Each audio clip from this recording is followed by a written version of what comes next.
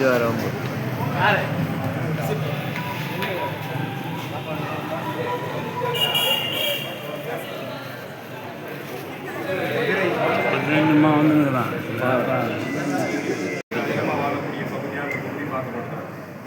கடந்த காலத்தில் திருவல்லிக்கேணி ஒரு தொகுதியாக இருந்தது, சேப்பாக்கம் ஒரு தொகுதியாக இருந்தது.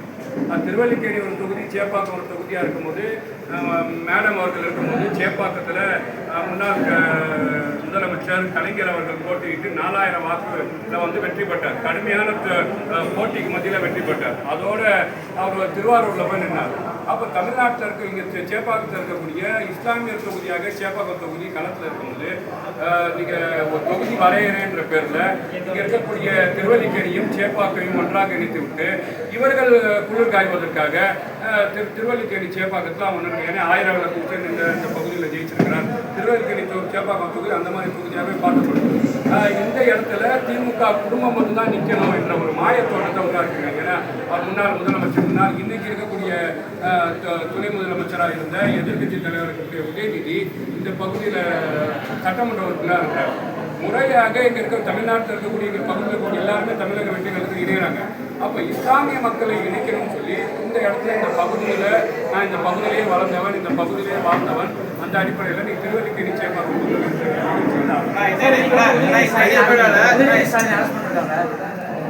உதயநிதி ஸ்டாலின் அரசு உதயநிதி ஸ்டாலின் பேசிய வார்த்தை நான் கேட்குறேன். திமுகக்கே இதே வேலையான்னு கேட்குறேன். உங்களுக்கு ஒரு வாயிலாம் உங்களுக்கு வந்து நாக்கில் எலும்பு இல்லையா? நாக்கெல்லாம் பூசாதா? ஏன் தொடர்ச்சியாகவே பெண்களை வந்து இழிவுபடுத்தக்கூடிய கணவர்களை இழிவுபடுத்தக்கூடிய வேலையை திமுக செய்கிறாங்க? நீங்கள் பொன்மணி என்ன பேசுனாரு? இப்படி போடலாமா இப்படி போடலாமான்னு பேசுகிறாரு. திமுகவில் இருக்கக்கூடிய தலைமை கழக பேச்சாளர் என்ன பேசுகிறாரு? இஸ்லாமியர்களை எச்சச்சோறு பேசுகிறாரு. நீங்கள் திமுகவோட வரலாறு தீப்பொறி ஆறுமுகம் போன்றவர்கள், வெற்றி கொண்டாட் போன்றவர்கள், இங்கே கூடிய சிவாஜி கிருஷ்ணமூர்த்தி போன்றவர்கள் அதன் வளர்ச்சியில் இன்னைக்கு நாட்டோட எதிர்கட்சி தலைவர் பேசுகிறாருன்னு சொன்னால் கொஞ்சம் கூட வெக்கம் இல்லையா? எதை பற்றி பேசணும்? நீங்கள் வாயில் வரது எல்லாம் பேசுவீங்களா? நீங்கள் பெண்களை வந்து ஓசி பஸ்ன்னு சொல்வதும், லிப்டிக் போடுவேன்னு சொல்வதும், நீங்கள் வந்து பார்த்தீங்கன்னா பாய் ஃப்ரெண்டை கூட்டிகிட்டு போகணும்னு சொல்வதும், இன்னைக்கு ஒரு பெண்ணை வந்து கொச்சையாகுதுன்னா சார் இன்னைக்கு தமிழ்நாட்டில் நீராதார பிரச்சனை சார், தமிழ்நாட்டுக்கு முக்கியமான பிரச்சனை. அந்த முக்கியமான பிரச்சனையை வச்சு நீங்கள் ஒரு ஆர்ப்பாட்டமும் போராட்டமும் பண்ணுறீங்க. அந்த போராட்டத்தில் நீங்கள் கவனம் செலுத்தணும். இன்னைக்கு கடவுளே எங்கள் பின்னாடி இருக்காங்க, காவேரி தண்ணி தமிழ்நாட்டுக்கு வந்திருக்கு. அப்போ முழுக்க இந்த அரசாங்கத்தை வந்து குறை சொல்ல முடியல. அப்போ என்ன நினைக்கிறாங்க? அவங்களுக்கு உள்ள பாவனையில் சேற்றவாடை அடிக்கிற மாதிரி இன்னைக்கு வந்து தகாத வார்த்தையை பேசிருக்காருன்னு சொன்னால் அதுக்கு வந்து கைது நடவடிக்கை எடுக்கிறாங்க. காவல்துறை கடமையை செஞ்சிருக்கு.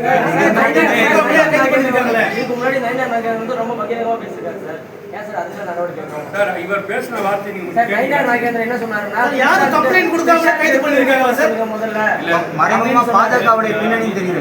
யார் மறைமுக திமுக மறைமுக பாஜக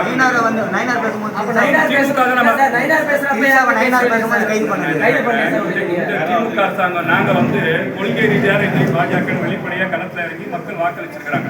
நீங்க சொல்ற அடிப்படையில வரேன். தாமரை வாழ்க, பாஜக வாழ்க, அடல் பிகாரி வாஜ்பாய் வாழ்கன்னு பதவி சுகத்துக்காக போய் அமைச்சர்கள் உட்கார்ந்து இந்த திமுக நாங்க பாஜக நம்ம சொல்லுவாங்களா? எந்த அடிப்படையில் சொல்றீங்க? முழுக்க சார் நான் கேட்கிறேன். கலைஞர் அவர்கள் நாணயத்தை வெளியிட்டு விடுறதுக்கு யாரை கூட்டு வந்தீங்க? RSSலே பிறந்து RSSலே வளர்ந்த ப்ரோ RSS இருக்கக்கூடிய அமைச்சர் தானே கூட்டு வந்து வெளியிட்டீங்க. இவங்க கூட கி வீரமணி இருக்கிறாரா இல்லையா? தமிழ் சார்ந்து பேசினவர், தமிழே உள்வாங்கினவர். அப்போ முழுக்க RSS அஜெண்டா அவங்க ஃபாலோ செய்றாங்க சார். நான் என்ன சொல்றேன்னா, அவர் பேசின விஷயம் நேற்று இன்னைக்கு அரசாங்கம் ஆட்சி அதிகாரம் இன்னைக்கு தமிழ்நாட்டுக்கு காவல்துறை இன்னைக்கு தமிழ்நாடு முழுக்க போய் அவர் மேல வந்து கம்ப்ளைண்ட் கொடுத்துருக்காங்க. எல்லா பெண்களுமே கம்ப்ளைண்ட் கொடுத்துருக்காங்க. அந்த அடிப்படையில் கைது காலவாசம் கொடுத்தோம். உடனடியாக அந்த கைது நடவடிக்கை எதற்கு? இது பழிவாங்க நோக்கம்னு சொல்லி எதிர்கட்சிகள் எல்லாரும் திமுக ஏதாவது வந்து தடுப்பாங்கன்னு சொல்லி முன்னெச்சரிக்கையாக நடவடிக்கை எடுத்திருக்கீங்க. எங்க தடுக்குது? திமுக சட்டமன்றத்தை ஓடுது சார். மக்களுக்காக வாக்களித்து மக்கள் வந்து சட்டமன்றத்தில் போய் நீங்க பேசணும்னு சொல்லியிருந்தா பேச முடியாம கடந்த ஆட்சியில லஞ்சமும் லாவணியமும் ஊழலையும் செஞ்சு அதை தட்டி கேட்கிற அரசாங்கம் இருக்குன்னு சொல்லி அவர்களை பத்தி பார்ட்டி பண்டுன்னு பேசினாலே உட்கார்ந்து கேட்காம ஓடுறாங்க. முழுக்க இந்த ஒரு எதிர்கட்சி நான் கேட்கிறேன். ஒரு எதிர்கட்சி தலைவர் மக்களால் தேர்ந்தெடுக்கப்பட்ட ஒரு பிரஜை இந்த மாதிரி பேசுறது நியாயமா? மக்கள் பார்த்துட்டு இருக்காங்களே. ஏற்கனவே இப்படிலாம் நீங்க பேசுறீங்க தான் மக்கள் வந்து ஒரு வீட்டுக்கு அனுப்பிச்சுக்கிறாங்க. தமிழ்நாட்டோட முதலமைச்சர் கொளத்தூர்ல தோத்து ஓய்வெடுத்து வீட்டில் இருக்கிறார். இது திமுகவோட கலாச்சாரம். பிரியாணி கடையில் போய் அடிச்சு உடைக்கிறது, பிபி பாலான போய் அடிச்சு உடைக்கிறது. நீங்க இந்த பாரம்பரியத்திலே வந்தீங்க. இதெல்லாம் மக்கள் பார்த்து இன்னைக்கு திமுக வேணான்னு முடிவு பண்ணியிருக்கிறாங்க. இன்னைக்கு தமிழக வெற்றிகளும் நல்லாட்சி தமிழ் மக்கள் தேர்ந்தெடுத்திருக்காங்க. மீண்டும் மீண்டும் திமுக செய்யறது மக்கள் மன்றத்தில் இன்னும் அதர் அபாகாத போகக்கூடிய சூழல் உருவாகும். திமுக மேடையில பேசும்போது திரிஷா பேரையோ முதலமைச்சர் பேரையோ உதயநிதி குறிப்பிடுங்க. கீழே கூடிய தொண்டர்கள் மட்டும் தான் அந்த கோஷங்கள் இருக்கு, அவங்க தான் சொன்னாங்க தவிர நாங்கள் எதுவுமே பேசல. இது பழிவாங்க நடவடிக்கை தொண்டர்கள் தான். ஆனா உதயநிதி ஸ்டாலின் பேசுறாரு. அவர் என்ன ரியாக்ட் பண்றாரு? தொண்டர்கள் பேசும்போது ஒரு தலைமை பண்பு உள்ளவங்க ஏங்க அப்படிலாம் பேசக்கூடாதுன்னு சொல்லணும். எங்க தலைவர் அப்படிதான் சொல்லிட்டார். என்னை பத்தி யாராச்சும் ஒரு இடத்துல கூப்பிட்டு கண்டிப்பார், ஏன் அப்படி பேசுறீங்க நீங்க டிவி விவாதத்துல அப்படின்னு சொல்லக்கூடியதோ ஒரு தலைமையோட பண்பு. அப்போ ஒரு தொண்டர் பேசுறாருன்னா அப்படிலாம் பேசக்கூடாதுன்னு சொல்றது. நம்ம இங்க காவேரி பிரச்சனைக்காக வந்திருக்கிறோம், மக்கள் பிரச்சனைக்காக வந்திருக்கிறோம், தண்ணி பிரச்சனைக்காக வந்து பேசுறதை விட்டு நீங்க வந்து ஒரு பெண்களை அசிங்கமாக கொச்சையாக பேசுவதை எப்படி ஏத்துக்க முடியும்? காவல்துறை இன்னைக்கு அவர் பேசிட்டாரு, நாளைக்கு தொடர்ச்சியா எல்லாரும் பேச மாட்டாங்களா? அப்ப இவங்க ஏற்கனவே அப்படி சொன்னவங்க தானே. நீங்க ஏர்போர்ட் விமானத்தில் பணிப்பெண் மேல பாலியல் வன்கொடுமை நடக்கும்போது ஏன்பா பண்ணன்னு கேட்டா நான் திமுக கவுன்சிலர்னு சொல்லி மாறுதட்டி பேசுறவங்க தானே. இதையெல்லாம் நீங்க வந்து கட்டுப்படுத்தக்கூடிய தலைமை பான்புல இருக்கவங்கள தூண்டி விடுறாங்களோ என்ற அடிப்படையில் இருக்குது. சட்ட ஒழுங்கை கருதி காவல்துறை கைது செய்யுது. அதே மாதிரி நாளைக்கு சட்டமன்றத்தில் வந்து உதயநிதி வந்து விவசாயிகளுக்காக கேள்வி எழுப்பக்கூடாததுக்காக தான் தாவேக அரசு திட்டமிட்டு இன்னைக்கு வந்து இந்த கைது பண்ணியிருக்காங்க. செந்தில் பாலாஜி சொல்லியிருக்காங்க. நான் கேட்குறேன், செந்தில் பாலாஜி இப்போ தேடப்படும் குற்றவாளியாக தெரிஞ்சுருக்காரு. இப்போ ஸ்டேஷனில் போய் சைன் போட்டுருக்காரு. அந்த செந்தில் பாலாஜி அவர் யாரு? அப்போ மிஸ்ஸாக்கு பயப்படாதவங்க தானே, எதுக்கு ஓடுறீங்க? இன்னைக்கு கைது நடவடிக்கை எடுத்துருக்காங்க உதயநிதி மேலே. நாங்கள் தான் மிஸ்ஸாவை பார்த்தவங்க, நாங்கள் வந்து ஹிந்திக்காக சிறைக்கு போனவங்க, தமிழுக்காக சிறைக்கு போய் சரண்டர் ஆக வேண்டி தானே, வாலண்டியாக போய் சரண்டர் ஆக வேண்டி தானே. அப்போ முழுக்க இந்த நீங்கள் சொல்லக்கூடிய செந்தில் பாலாஜி அவர் சொல்லியிருக்காருன்னு சொன்னால் எந்த அடிப்படையில் சொல்லியிருக்காருன்னு சொல்லுங்க.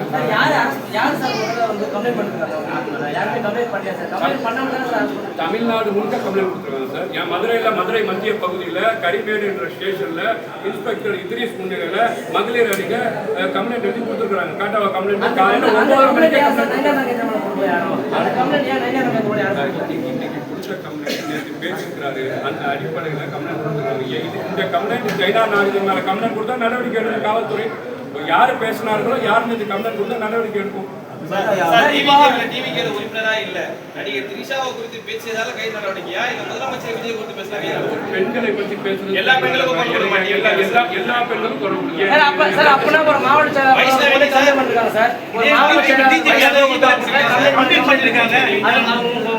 தலைமை வந்து அவங்க மாவட்டத்தில் மலையோ ஒரு எம்எல்ஏ மலையோ போர் எடுக்கவே இல்லையா சார்?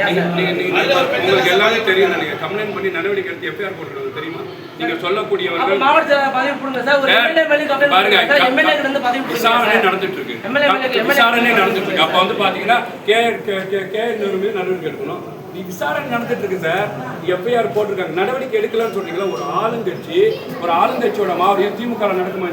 இந்த உறுப்பினர் மேல ஒரு சட்டமன்ற உறுப்பினர் மேல ஒரு பெண் வந்து கம்ப்ளைண்ட் பண்றாங்க. அது விசாரணை நடக்கும் சார். விசாரணை நடக்குது. விசாரணை அடிப்படையில் அதுல என்ன அந்த பெண்ணை யார் தூண்டி விடுறான்னு பாக்கணும்ல. திமுக தூண்டி விடுதா? யாரு அந்த மகளிர் பொண்ணு வந்து ஆதாரமே காட்டுறாங்க. காவல்துறை அதே விசாரணை வந்து எதிர்கட்சி வழி பண்ணிருக்கலாமே, ஏன் உடனே அரெஸ்ட் பண்றீங்க? எதிர்கட்சி ஓபனா பேசிருக்காரா இல்லையா? இது வந்து ஆதாரம் சொல்லக்கூடியவர்கள் வந்து வாட்ஸ்அப்பில் பேசியிருக்கிறோம், ஆடியோவில் பேசுகிறோம். போய் ஆய்வு செய்யணும் சார். சைபரில் கொடுக்கணும். இவர் உண்மை கூறலா, இவர் தான் பேசினாரா, இப்போ இது வந்து நவீன உலகமாக இருக்குது, ஏஐ இருக்குது, இதில் தயார் பண்ணதா, அந்த விசாரணை அடிப்படையில் அவங்க மீது நடவடிக்கை எடுக்கப்படும். பெண்களை பற்றி யார் பேசுவாங்க? டிவிக்கு அரசு நடவடிக்கை கண்டிப்பாக பெண்களுக்கு பாதுகாக்கக்கூடிய அரசு. அதான் டே 1ல வந்த உடனே பெண்களுக்கான தனிப்படை அமைச்சு பெண்கள் பாதுகாப்பை உறுதி செய்யும் சார். அப்போ பள்ளிக்கூடத்தில் மாணவர்கள் வந்து டிவி கேம் கற்று வச்சு அதான் சொல்லி அந்த துறை சார்ந்த அமைச்சர் அவர்கள் பள்ளிக்கூடத்தில் அரசியல் சார்ந்த நிகழ்ச்சியை நடத்தக்கூடாது, நடத்துவதன் மீது கடுமையான நடவடிக்கை எடுக்கணும்னு சொல்லியிருக்காங்க. ஆனால் நடவடிக்கை எடுக்கப்படும், தொடர்ந்து இது நடந்துகிட்டே இருக்கு. நடவடிக்கை எடுத்திருக்கிறாங்கல்ல. நீங்கள் தொடர்ச்சியாக நடக்குதுன்னு சொன்னால் கண்டிப்பாக நடவடிக்கை எடுக்கப்படும். இறுதியே ஒன்று, சீமான் வந்து அடிக்கடி சீண்டிக்கிட்டே இருக்கார். சீமான் சிஎம் அவரையும் கைது பண்ணுவீங்க. சீமான் எங்கே இருக்காரு சார்? சீமான் யாரு? சீமானுக்கு இன்னைக்கு என்ன சரி மேடையில் சீமான் வந்து பார்த்தீங்கன்னா இன்ஸ்பெக்டர் வந்து எஸ்ஐ இருக்கார், டீப் ப்ரொமோட் ஆகிட்டார் சீமானுக்கு என்ன தமிழ்நாட்டில் என்ன வேலை இருக்குது? 8% வந்து பார்த்தீங்கன்னா 8 வாட்டி செக் இழுத்தாரு. இப்போ திருப்பி 4% போயிருக்கிறாரு. திருப்பி எப்படி செக் எடுத்து வர போறாரு? மக்கள் என்ன தீர்ப்பு கொடுத்துருக்காங்க? நீங்க சொல்லக்கூடிய சீமான் அவர்களுக்கு மக்கள் என்ன தீர்ப்பு கொடுத்துருக்காங்க? 3.9 வந்து நிற்கிறாரு சார். இப்படியே பேசிட்டு இருந்தாரா சீமானு? கட்சியை கழிச்சுட்டு போய் திமுக சேர்ந்துடலாம். ஏன்னா பேனார் சிலையை உடைப்பேன் பேசுற சீமான் இன்னைக்கு திமுகவோட கைகோர்த்து வேலை செய்யறாரு. பொது வேட்பாளரை பாட்ட போறாங்க. உதயநிதியை வந்து கைது செய்யப்பட்ட, அதாவது கைது செய்றீங்க, ஆனா சீமான் பயப்படுறீங்களா? சீமான் யாருன்னு கேட்கிறேன் சார். களத்துல இல்லாதவங்க பேர் என்ன நடக்கும்? தலைவர் சார், நாம் தமிழருடைய அதுதான் கேட்கிறேன். நாம் தமிழர் கீழே வந்திருக்கிறாரு. இதே போல உதயநிதி எடப்பாடி பழனிசாமி அவங்களா பேசியிருக்காரு. ஆனா அப்போதெல்லாம் ஏடிஎம்கே ஆட்சியோட கைது நடவடிக்கை உடனடியா எடுக்கல. நீதிமன்றத்துக்கு போயிருக்கு, நீதிமன்ற கால அவகாசம் சொல்றாங்க, உடனே கைது பண்ணாதீங்கன்றாங்க. ஆனா உடனடியா கைது பண்ணதுக்கு என்ன காரணம்? பழிவாங்க நோக்கம். பழிவாங்கிற தவறு செய்தவர்கள் மாதிரி யாராக இருந்தாலும் இந்த அரசாங்கம் நடவடிக்கை எடுக்கணும். Okay okay thank you. அதான் அவர் என்ன கேட்குறாரு? திரைப்படம் நடிக்கிறப்போ வந்து வெறும் விஜயாக இருந்தார். அரசியல் ஜோசப் விஜய் தேர்தல் நிற்கும் போது அந்த தேர்தல் வேட்புமனு தாக்கல் செய்வது அப்டேட்லாம் போகிறாங்க. என்ன போடுறாங்க? சீமானுக்கு தெரியாதா? சீமான் அரசியல் களத்தில் இருந்துக்கிறாரு. என்ன போட்டு வைப்பாங்க? அது என்ன போட்டாரோ ஜோசப் விஜய் என்ற பேரில் வேட்புமனு தாக்கல் பண்ணியிருக்காரு, அப்டேட் போட்டுருக்காரு. அந்த அடிப்படையில் சர்டிஃபிகேட் கொடுப்பாங்க. தேர்தல் ஆணையம் என்ன பேர் இருக்கோ சர்டிஃபிகேட் கொடுப்பாங்க. என் பேர் இப்போ வந்து முஸ்தபான்னு அழைக்கப்படுது. மதார் பதுக்கு என் பேர் வந்து அப்டேட்டில் தாக்கல் பண்ண ஆதார் கார்டு ஓட்டு வேணும். சர்டிஃபிகேட் கொடுத்து மதார் பதுக்கு சட்டமன்றத்தில் மதார் பதுன்னு அழைக்கிறாங்க. கொடுத்த பேரில் இன்னைக்கு வந்து பார்த்தீங்கன்னா அரசாங்கம் வந்து ஜோசப் விஜய் பேரை வந்து இறுதியாக ஒரே கேள்வி சார். விஜய் பிரபாகரன் வந்து ஓடு ஓடு, அது இல்லாமல் டேங்கிற வார்த்தையை யூஸ் பண்ணியிருக்காங்க. எப்படி பாருங்க இவர் நம்ம சிஎம் ஓடு ஓடுங்கிற வார்த்தை பாட்டி இவங்க எல்லாம் யூஸ் பண்ணுவாங்க. இன்னைக்கு தமிழ்நாட்டில் அவர் மேலே ஏதாவது நடவடிக்கை எடுக்கப்படுமா? கண்டிப்பாக தமிழ்நாட்டோட எதிர்கட்சி தலைவராக இருக்கிறாரு, மக்களால் தேர்ந்தெடுக்கப்பட்டவராக இருக்கிறாரு. அவர் இந்த மாதிரி பேசுறது வந்து நாளைக்கு வந்து ஒரு வழிகாட்டுதலாக ஏற்படுத்தும், சட்ட ஒழுங்கு பாதிப்பு ஏற்படுத்தும். அதன் மூலியமாக யார் கம்ப்ளைண்ட் கொடுத்தாங்களோ எதிர்கட்சி தலைவர் நடவடிக்கை எடுக்கும். ஓகே ஓகே நன்றி நன்றி நன்றி சார். நன்றி சார்.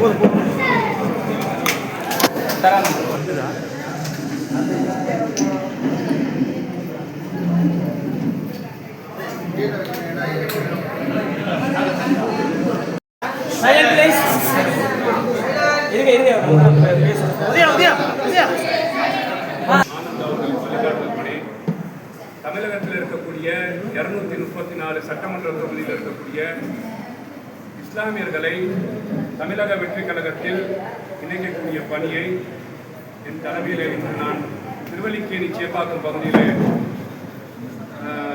ஜெயம் பஷீர் அவர்களின் நடிகர் ஜெயம் பஷீர் அவர்கள் முன்னிலையில் துவங்கியிருக்கிறேன். தொடர்ச்சியாக தமிழ்நாட்டில் இருக்கக்கூடிய அத்தனை பகுதிகளில் இங்கே இருக்க ஆற்காடு, ஆம்பூர், கடையநல்லூர், தென்காசி போன்ற பகுதியில் தமிழக வெற்றிக் கழகத்தில் இணையக்கூடிய இஸ்லாமியர்களை பார்ட்டியில் இணைப்பதற்கான வேலையை நாங்கள் தொடங்கியிருக்கிறோம். முறையாக தலைமையேற்று நடந்து கொண்டிருக்கின்ற என்னுடைய ஆர்வலர் மதுரை மத்திய தொகுதியுடைய சட்டமன்ற வேட்பாளர் இன்னைக்கு வந்து நேற்று தான் சொன்னாரு. அதனால நம்ம வந்து கிருஷ்ணானந்த சார் வந்து அவருடைய மாண்புமிகு அமைச்சரும் நம்முடைய பொதுச்செயலாளர் வந்து எதுக்கு பர்சனலாக போட்டு நீங்கள் தமிழகத்தில் இஸ்லாமியர்களையும் ஒரு சட்டமன்றம் குறைஞ்ச ஒரு 500 பேர் சேர்ந்துருக்காங்க. நாங்கள் போட்ட ஸ்டார்ட் பண்ணியிருக்கோம். பட் இது அடுத்தடுத்த நிகழ்ச்சி மிக பிரமாண்டமாக பண்ணுவோம். இன்னைக்கு வந்து தலைமையில் தமிழ்நாட்டில் இருக்கக்கூடிய அனைத்து இஸ்லாமியர்களையும் கொண்டு திரட்டி தாவைக்காவிற்கு 1 லட்சம் இஸ்லாமியர்களை குறைந்தது வாரத்திலே ஒரு 5 சட்டமன்ற தொகுதியாக கொடுத்துருக்கோம். நிச்சயமாக இதுக்கு கொடுப்போம். அனைத்துக்கும் என்னுடைய அண்ணன் அவர்கள் தான் தலைமையேற்று கேட்டுக்கிறேன். ஏன்னா இன்னைக்கு வந்து சிறுபான்மை மக்களுடைய பாதுகாவலாக இருக்கக்கூடிய நம்முடைய மாவட்ட முதல்வர் அவர்கள் தன்னுடைய சட்டமன்ற உரையில் இது சிறுபான்மை அரசு தான், சிறுபான்மை மக்களை பாதுகாக்கின்ற அரசு தான் சொன்னார். அதனால ஒட்டுமொத்த தமிழக இஸ்லாமிய மக்களும் இனிமேல் தாவக்காக தான் வருவோம். முஸ்தபாவுடைய தலைமையில் அனைத்து இஸ்லாமிய இளைஞர்களும் இளைஞர்களும் ஒன்று கூறுவதும் இது கூட நான் சொல்லிக்கிறேன். இப்போ முஸ்தபா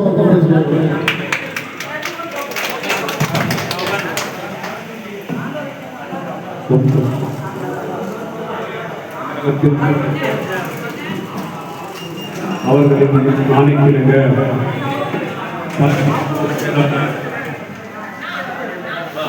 அமைச்சர் ஆனந்த் அவர்களின் வழிகாட்டுதல்படி தமிழகத்தில் இருக்கக்கூடிய 234 தொகுதிகளில் இஸ்லாமியர்களை இணைக்கக்கூடிய பணியை நான் மனதார வாழ்த்துகிறேன், போற்றுகிறேன், பாராட்டுகிறேன். இஸ்லாமிய மக்களின் அரணாக இருக்கக்கூடிய தமிழக வெற்றி கழகத்தில் தமிழ்நாட்டில் இருக்கக்கூடிய இஸ்லாமிய தாய்மார்களும் இளைஞர்களும் இளைஞர்களும் இணையக்கூடிய விஷயத்தை நாங்கள் தொடர்ச்சியாக பார்த்துக் கொண்டிருக்கின்றோம்.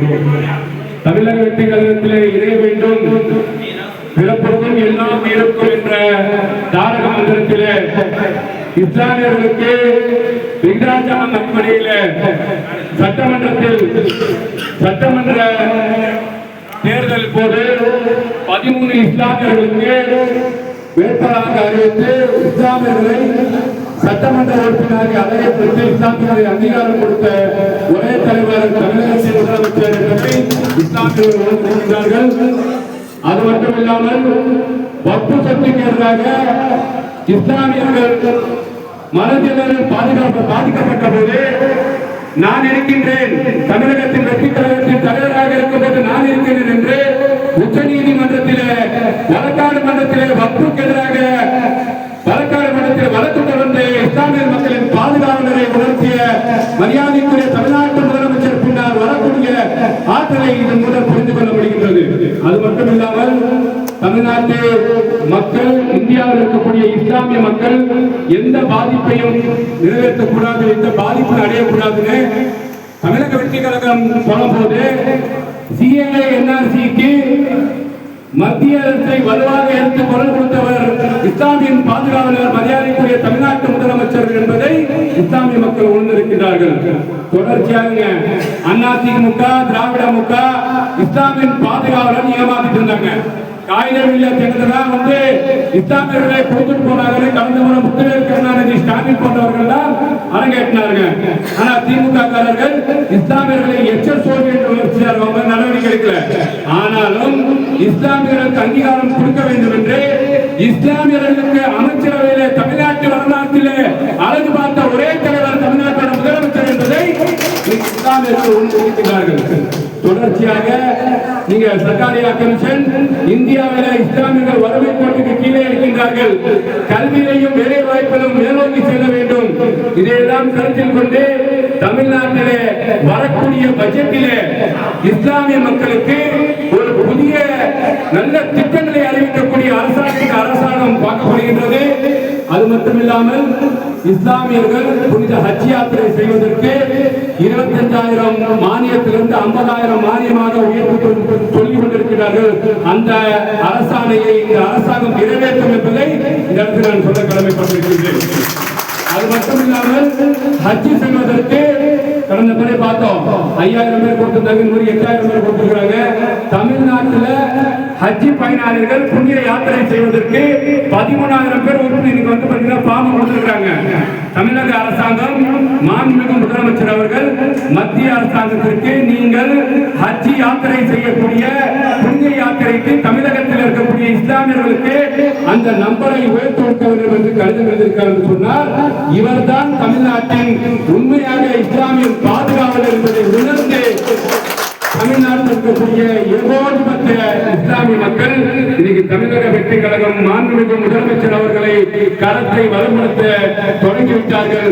அந்த தொடக்க உரையை தான் திருவல்லிக்கேணியில் ஏற்கனவே குளத்தூர்ல இஸ்லாமியர்களுக்கு எதிராக இருக்கக்கூடிய திமுக அரசை தோற்கடிச்சிட்டாங்க.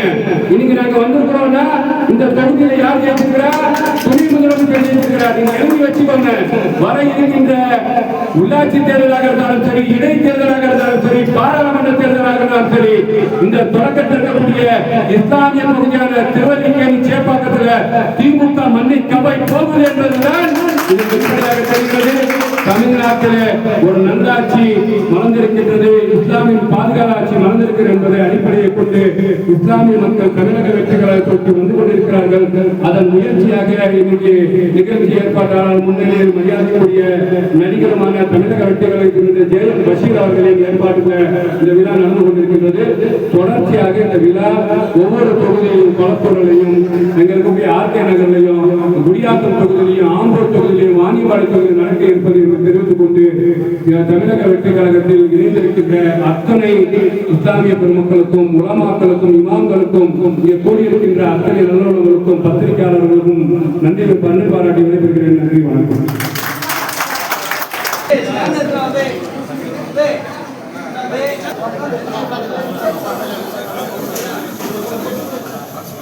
நடுவில் வராதீங்க.